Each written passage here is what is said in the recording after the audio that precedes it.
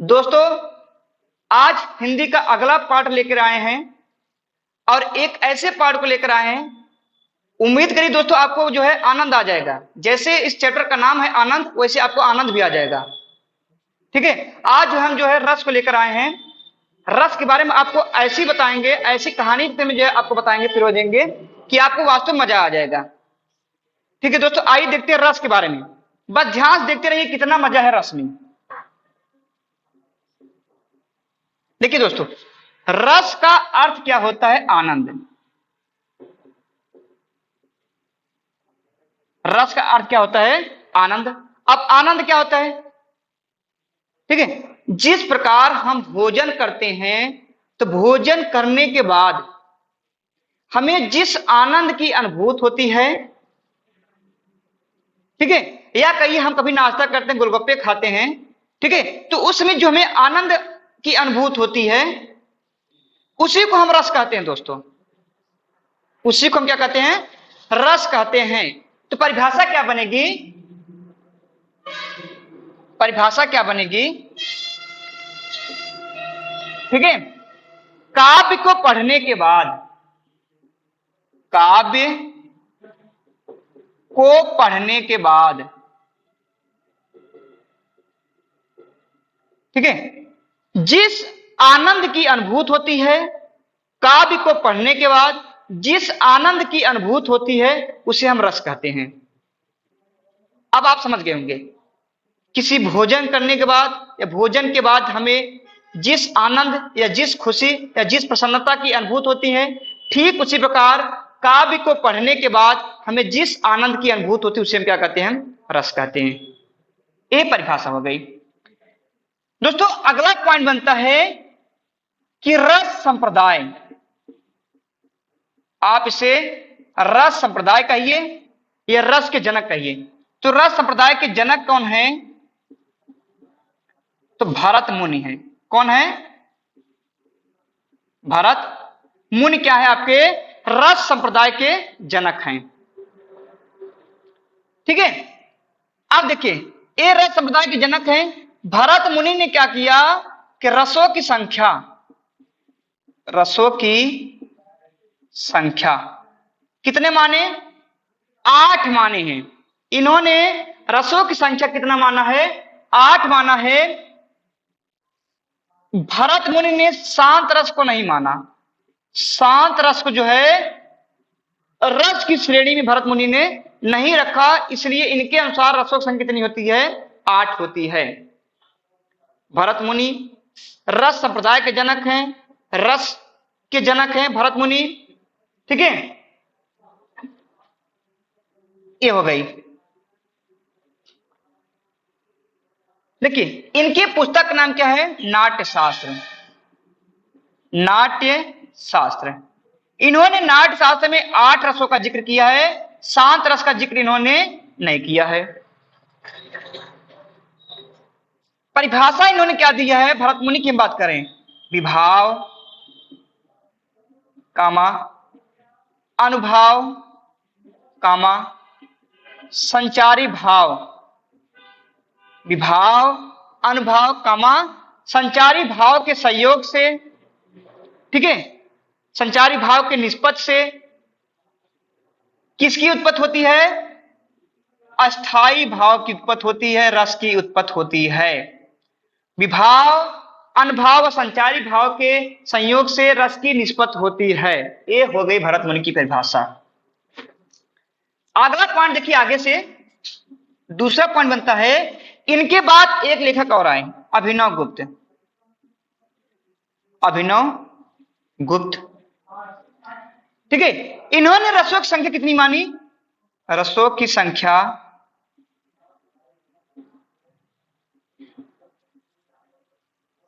9 मानी। कितना माना रसों संख्या? इन्होंने 9 माना। रसों में इन्होंने किसको जोड़ा? शांत रस को जोड़ दिया। शांत रस को लेकर कितना हो गया रस? अब हमारे 9 रस हो गए। ठीक है, अगला पॉइंट आइए देखिए, जो पॉइंट बनता है आपके एग्जाम दृष्टि से। अब क्वेश्चन ये बनता है कि रसों की संख्या कितनी है? तो रसों की संख्या एग्जाम पूछ रहे कितनी है, 9 है। दूसरा पॉइंट, अस्थाई भाव की संख्या कितनी है, 9 है। तीसरा पॉइंट, कुल रसों की संख्या कितनी है, 11। कुल रसों की संख्या कितनी है, 11 है। आगे बताएंगे कैसे 11 हो गया है। तो रसों की संख्या 9 है, अस्थाई भाव संख्या कितनी है, 9 है, और कुल रसों की संख्या कितनी है, 11 है। ठीक है, आइए आगे देखते हैं। दोस्तों देखिए, अब बात आती है रस के अवयव की। रस के अवयव या तत्व, तो रस के कितने अवयव हैं या तत्व हैं, 4 तत्व हैं रस के। कितने तत्व हैं, अवयव हैं 4, 1 2 3 4। पहला है विभाव, दूसरा है अनुभाव, तीसरा है संचारी भाव, इसी को हम व्यभिचारी भाव भी कहते हैं, और चौथा है अस्थाई भाव। रस के 4 अवयव हैं, 4 तत्व हैं, विभाव, अनुभाव, संचारी भाव, अस्थाई भाव। ठीक है, कितने तत्व हैं, 4। आइए एक एक तत्व पे हम गहन अध्ययन करते हैं। पहला देखिए विभाव,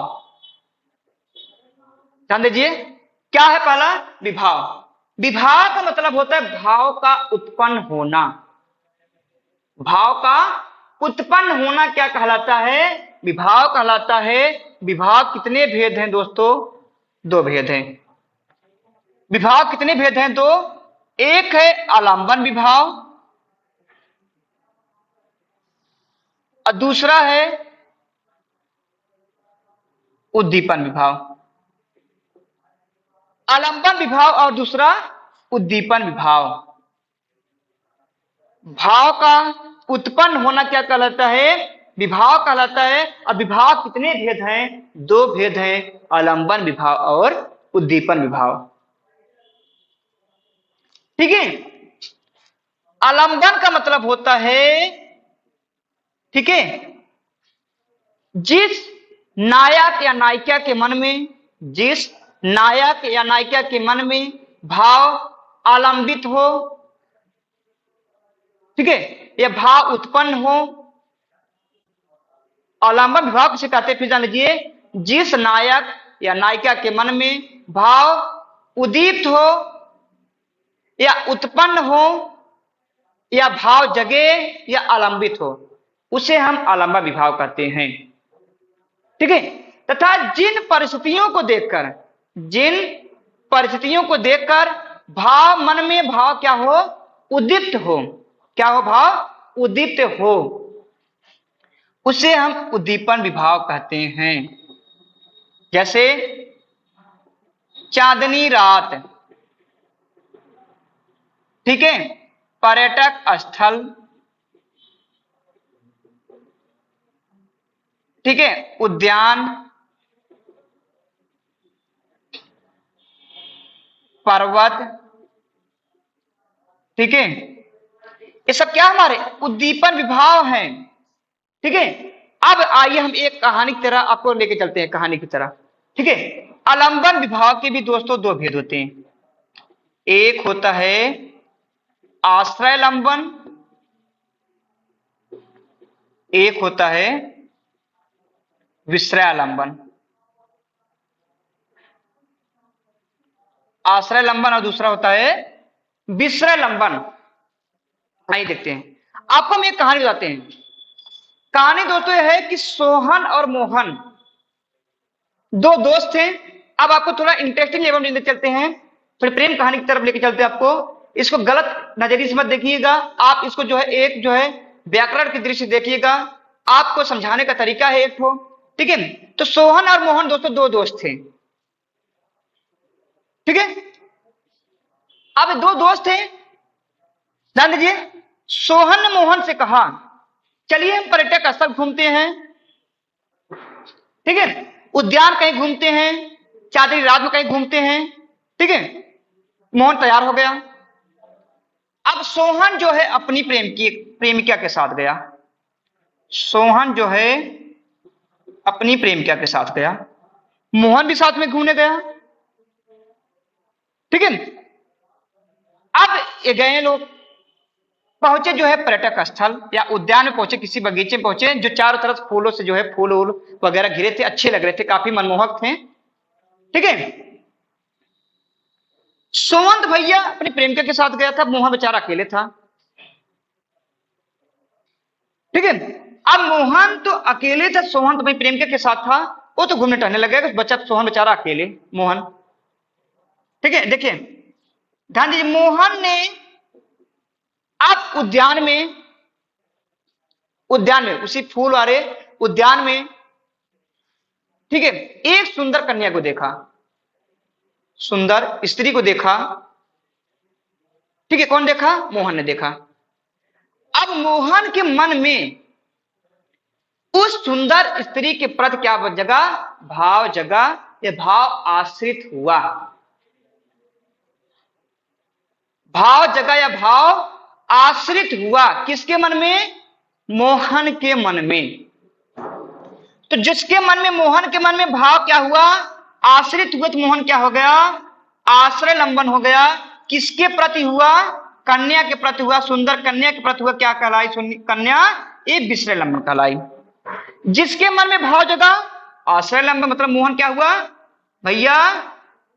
आश्रय लंबन। अब कन्या जिसको देखकर जिसके प्रति भाव जगा, कन्या क्या हो गई? विश्रय लंबन हो गई। कन्या विषय हो गई, आश्रित क्या हो गया? मोहन हो गया।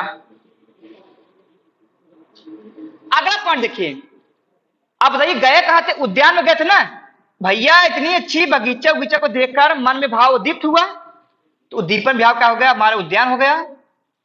कन्या क्या हो गई? विश्रय लंबन। मोहन क्या हो गया? आश्रय लंबन। तो नायक और नायिका के प्रति, नायिका का नायक के प्रति जो भाव उद्दीप्त होता है उसे आलंबन भाव कहते हैं। जिन परिस्थितियों को देखकर, जिन स्थानों को देखकर, जिन सिचुएशन को देखकर हमारे मन में भाव उद्दीप्त होते हैं उसे हम उद्दीपन विभाव कहते हैं। उद्दीपन विभाव का उदाहरण है, ठीक है। अब आलंबन विभाव के दो भेद है, आश्रय लंबन और विश्रय लंबन, ठीक है। मोहन के मन में भाव जगा, आश्रित हुआ, तो मोहन आश्रय लंबन हुआ। कन्या के प्रति भाव आश्रित हुआ, क्या हुआ? विश्रय लंबन हुआ। ये विभाव के दो भेद समाप्त हुए। आइए आगे देखते हैं। दूसरा पॉइंट मैंने बताया था दोस्तों, क्या है हमारा दूसरा? अनुभाव है। दूसरा क्या है? अनुभाव है, ठीक है। अनुभाव के दोस्तों चार भेद हैं, ये इंपॉर्टेंट है। अनुभाव के कितने भेद हैं दोस्तों? चार हैं, ध्यान दीजिए। एक आपका आता है कायिक, दूसरा है सात्विक, दूसरा वाचिक, तीसरा आहार्य, चौथा सात्विक।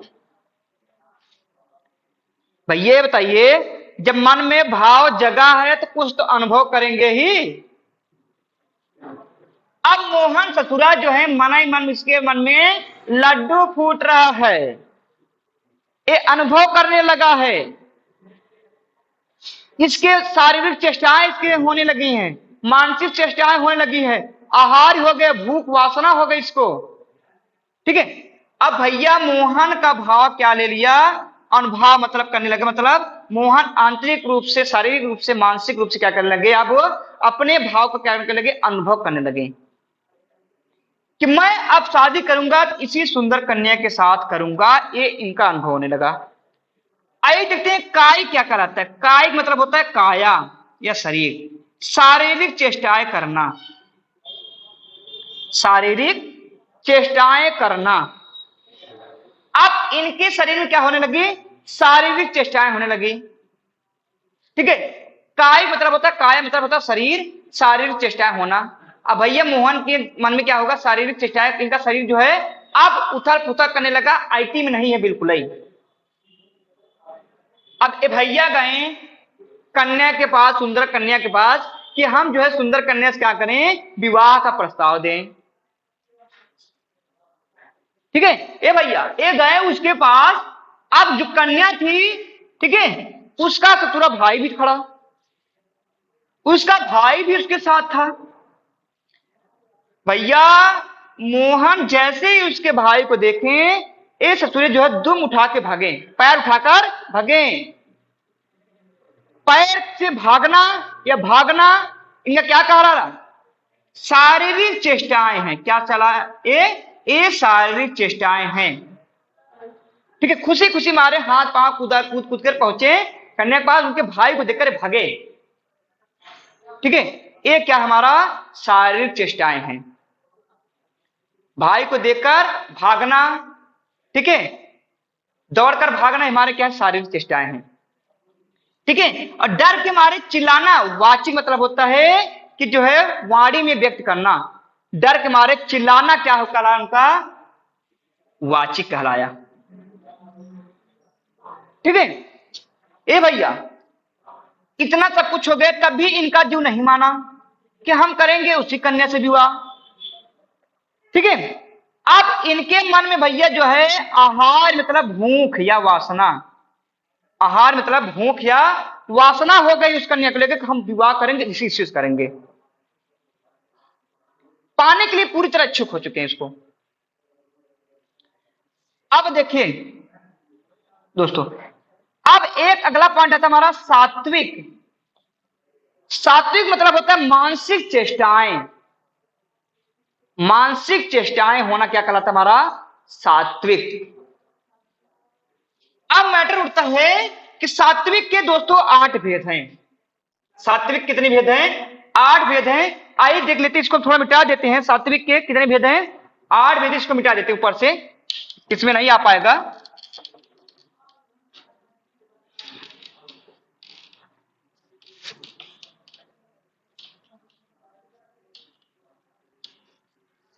देखिए सात्विक के 8 भेद हैं। सात्विक मानसिक चेष्टाएं होना क्या कहलाता है हमारा सात्विक कहलाता है। असात्विक कितने भेद हैं, 8 भेद हैं। ध्यान दीजिए, 1 2 3 4 5 6 7 8। क्या क्या 8 भेद, ध्यान दीजिए। कंप पहला, विवर्णता दूसरा, ठीक है, स्वर भंग तीसरा, स्वेद चौथा, प्रलय पांचवा, स्तंभ छठा, ठीक है, अश्रु सातवां, और आपका 8वां कौन सा हो गया, रोमांच। ये सात्विक क्या है, आपके 8 भेद हैं। अब देखिए भैया, हमने आपको बताना, मोहन को उस सुंदर कन्या से विवाह करने का इतना भूख या वासना हो गया है, आहार हो गया है, कि इनके मन में दिमाग तमाम प्रकार के मानसिक चेष्टाएं होने लगी है। कैसे करें, कैसे जाएं, क्या व्यक्त करें कि शायद मान जाए। आइए आगे देखते हैं। सात्विक की 8 भेद हैं। 8 भेदों क्या है, कंप, विवर्णता, स्वरभंग, स्वेद, प्रलय, स्तंभ, अश्रु और रोमांच। ए भैया अब मोहन पहुंचे, धीरे धीरे पैरों के साथ पहुंचे, लेकिन सोचिए इनको विवाह का प्रस्ताव देना है सुंदर कन्या के सामने, लेकिन ऐसे कांप रहे हैं। कंप मतलब होता है कांपना। कंप मतलब क्या होता है, कांपना। भैया ये बोलते वक्त इतना कांप रहे हैं कुछ पूछिए मत।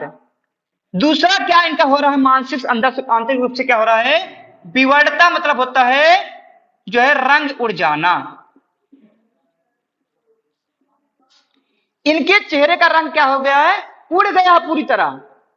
अब करे तो करे क्या, आए तो भैया बड़े हीरो बन के जा रहे, तुरंत बोल देंगे, लेकिन जब ऐसे पहुंचे हिम्मत ही हक्की बक्की गुल, हिम्मत नहीं काम कर रहा है। तो काम मतलब बेचारे कांप रहे हैं, चेहरे का रंग उड़ गया है।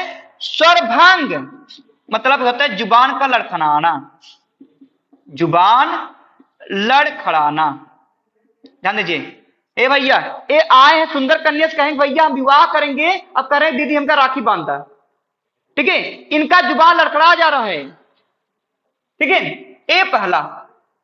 चौथा स्वेद मतलब होता है पसीना आना। ठीक है, प्रलय मतलब होता है, ठीक है, चेतना का रुक जाना। ठीक है, अस्तम मतलब होता है इंद्रियों का काम न करना। अर्थ मतलब होता है आंसू आना। और रोमांच मतलब होता है रोंगटे खड़े होना, रोंगटे खड़े होना। अब सोचिए सात्विक इनके मानसिक, इनके दिमाग मानसिक क्रियाएं आई।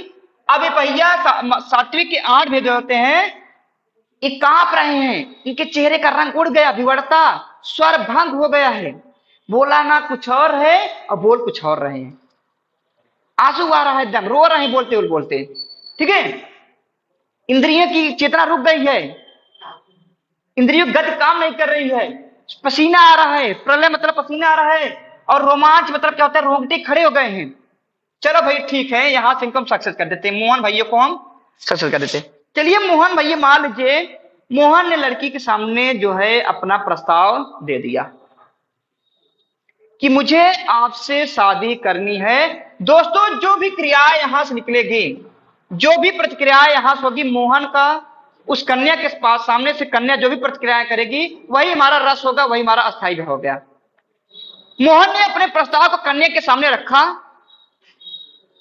ठीक है, तो कन्या ने लगाया एक तमाचा अच्छा से। क्या लगाया? एक तमाचा घन के लगा दिया। तुम्हारी हिम्मत कैसे मुझे बोलने की सब चीज? भैया मोहन आके मूड़े पर हाथ रख के शोक में डूब गए एकदम। कैसे डूब गए? शोक में डूब गए हैं। ये इसका कौन सा रस काला है हमारा? करुण रस, मतलब रो रहे हैं एकदम। तो करुण रस का अस्थायी भाव क्या है? शोक है।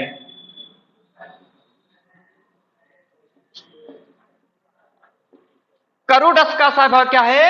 शोक है भैया। चलिए दूसरा पॉइंट, चलो मान लीजिए मोहन को उसने हाँ बोल दिया कि हम आपसे विवाह करेंगे, शादी के प्रस्ताव है स्वीकार। ये भैया खुशी के मारे दम लगे उछलने कूदने, इनके मन में तमाम प्रेम आ गया, रति रति आ गया, प्रेम आ गया एकदम। ठीक है, तो रति, रति मतलब होता है प्रेम, रति या प्रेम नामक अस्थाई भाव निकला। तो किसका अस्थाई भाव है? श्रृंगार रस का। श्रृंगार रस का अस्थाई भाव क्या है दोस्तों? रत या प्रेम किसका अस्थाई भाव है? श्रृंगार रस का। और श्रृंगार रस को रसों का राजा कहा जाता है। मोस्ट इंपॉर्टेंट, रसों का राजा कौन है?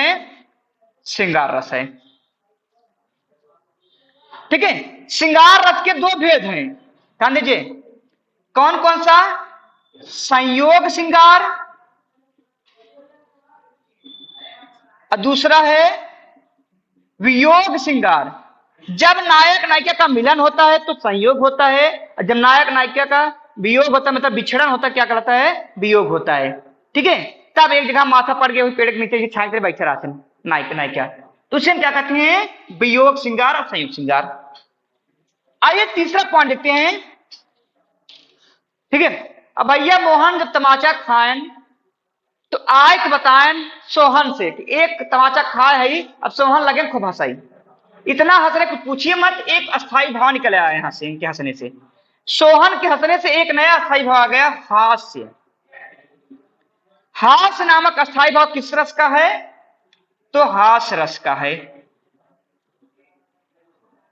ठीक है, हास्य रस किसका अस्थाई भाव है आपका? तो हास्य नामक अस्थाई भाव हास्य रस का है।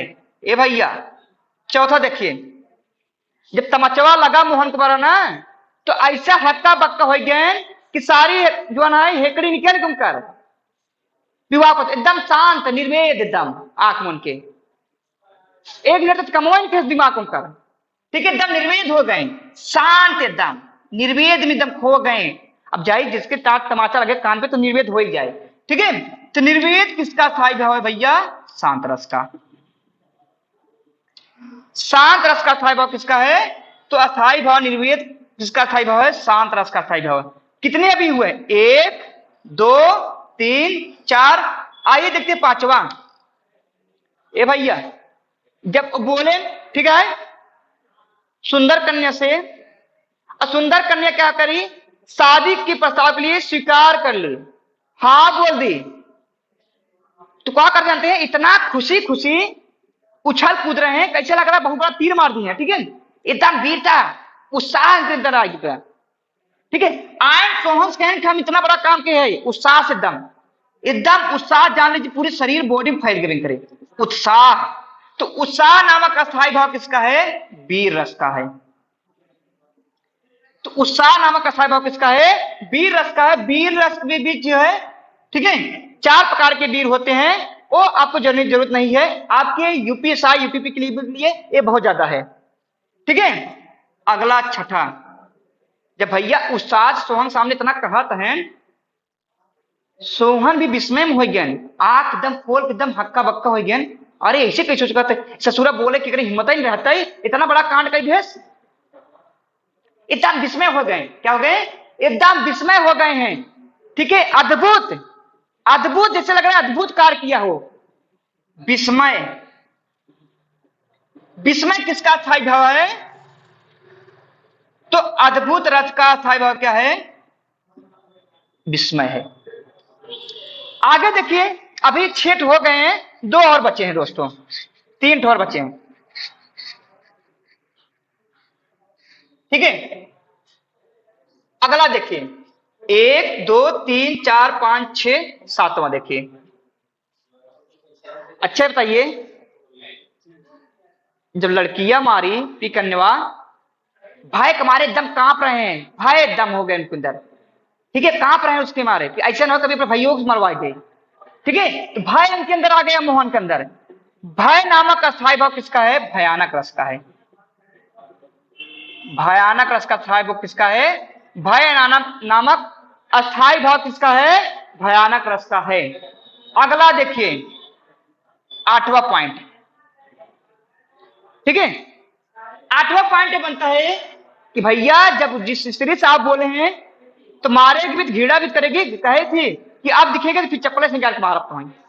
ठीक है, एकदम घीड़ा करने लगी, जैसे उससे एकदम जुगुप्सा। ठीक है, घीड़ा करने लगी।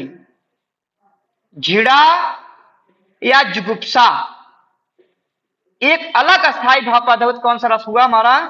विभत्स रस। कौन सा रस हुआ? विभत्स रस हुआ।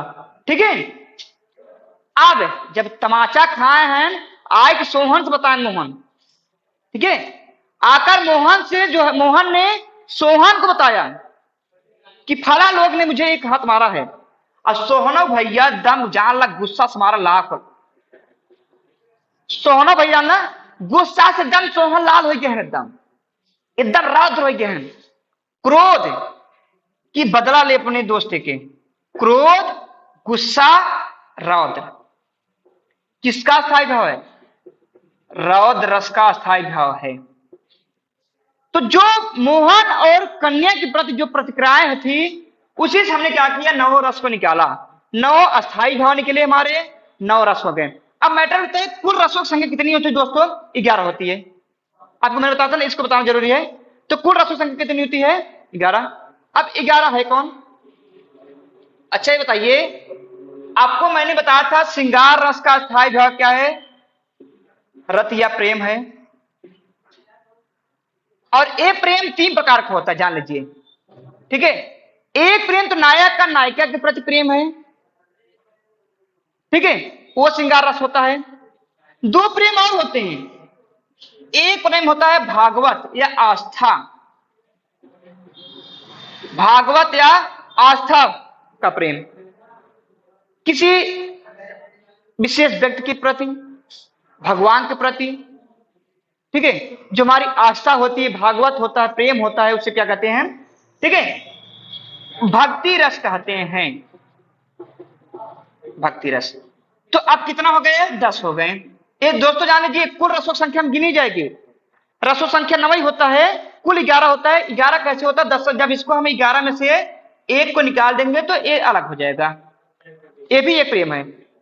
अगला देखिए 11वां, एक प्रेम और होता है। छोटे मोटे बच्चों की जो किलकारियां होती है, उनके बोलने का जो तरीका होता है, चलने का तरीका होता है, कूदने का तरीका होता है, जो माँ बाप अपने बच्चों के प्रति प्रेम देखते हैं, वो प्रेम अलग होता है, वात्सल्यता होता है। तो अगला है वात्सल्यता।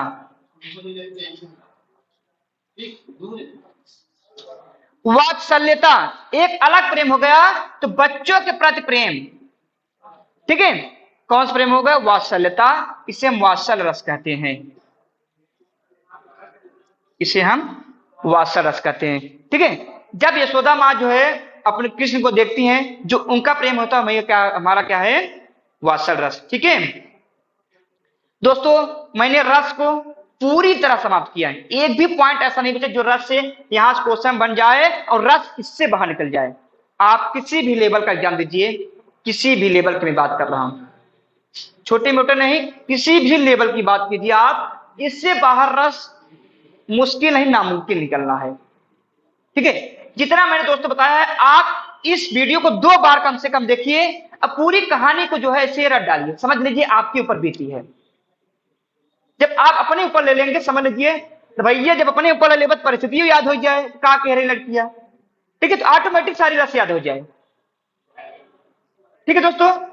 अगर क्लास अच्छी लगी है दोस्तों, तो इसे अधिक से अधिक लोगों तक शेयर करिए, ताकि अधिक से अधिक लोग जो है, जो किताब में रटन विद्या पे आधारित हैं, रटन विद्या कर रहे हैं, कम से कम उनको रटना ना पड़े, एक कहानी के माध्यम से वो पूरी रस को याद कर लें, ठीक है दोस्तों। अगर क्लास अच्छी लगी हो तो लाइक करिए, सब्सक्राइब करिए, शेयर करिए। धन्यवाद।